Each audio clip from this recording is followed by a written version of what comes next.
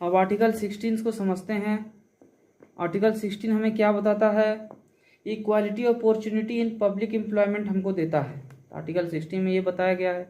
इसको भी फर्दर सब कैटेगराइज किया गया, जैसे article 16 of clause 1, 16 of clause 2, 16 of clause 3, 16 of clause 4 और 16 ऑफ क्लॉज 5 में इसको कैटेगराइज किया गया है।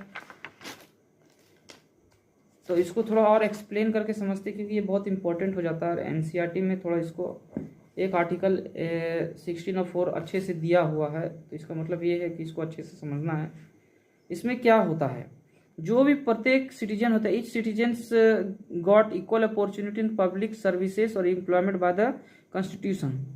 कॉन्स्टिट्यूशंस में कोई भी व्यक्ति होगा उसे अपॉर्चुनिटीज इक्वली दिया जाएगा। 16 ऑफ 2 क्या कहता है? No discrimination can be done in public services on the basis of the religion, race, caste, sex, place of birth और डिसेंट या रेसिडेंट, यानी कि उसके वंश के आधार पर या निवास के आधार पर, religion, race, caste, place of birth, sex के आधार पर उसे नहीं डिस्क्रिमिनेट नहीं करना है। 16 ऑफ 1 और 16 ऑफ 2 में क्या हो सकता है, इसके लिए हम चलो इंपॉर्टेंट पॉइंट्स को समझ लेते हैं। जैसे कि all the provisions are implemented in public services not in private services. इस तरह का जो इम्प्लीमेंटेशन होगा वो सिर्फ पब्लिक सर्विसेज में हम लोग इंक्लूड करेंगे। 16 ऑफ 1 16 ऑफ 2 को प्राइवेट सर्विसेज में नहीं करेंगे। जो भी प्रोविजंस हमें अप्लाई किए गए हैं एम्प्लॉयमेंट के लिए given the state not on the contractual services, ये पूरी तरह से फुल्ली मोड में चलेगा, कॉन्ट्रेक्चुअल बेसिस पे नहीं चलेगा।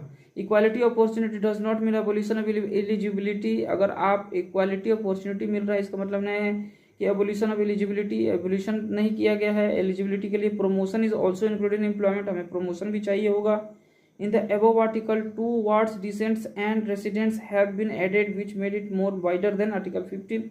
It is done so that the religionisms could not be originate। सीधा सीधी डिसेंट और रेसिडेंट्स को लेकर के भी ऐसा नहीं है कि उसे नहीं दिया जाएगा, उसे भी दिया जाएगा। जो वंश में चले आ रहे हैं, जो जैसे कोई सर्विस कर रहा है तो कोई और एलिजिबल है तो उसे भी सर्विसेज दिया जा सकता है, उसके बेसिस उसे कोई डिस्क्रिमिनेट नहीं करेगा।